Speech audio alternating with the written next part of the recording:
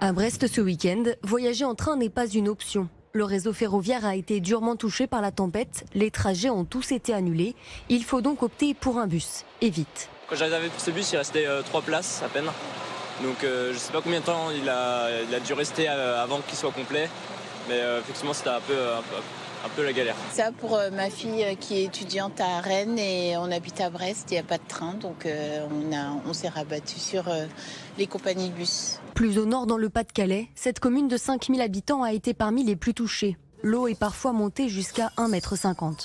L'équipe municipale vient en aide aux habitants pour nettoyer les logements. C'était une dame âgée qui habitait là, qui est hospitalisée actuellement pour être mise en sécurité. Et donc on fait le maximum pour qu'elle puisse dans les prochains jours réintégrer son logement. Mais voilà, ça va être difficile.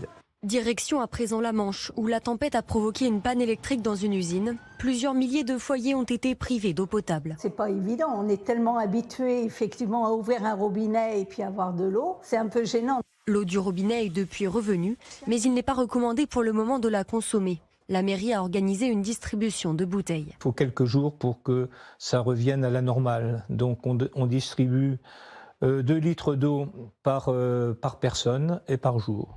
En Seine-Maritime, la tempête Ciarán a eu des répercussions économiques dans cette bergerie où l'électricité a été coupée pendant 1 jour et demi. On a dû jeter une certaine partie des yaourts et des crèmes dessert surtout. À partir du moment que la chambre froide dépasse les 6 degrés, on ne peut pas les commercialiser. Ce producteur de lait estime ses pertes à environ 250 €.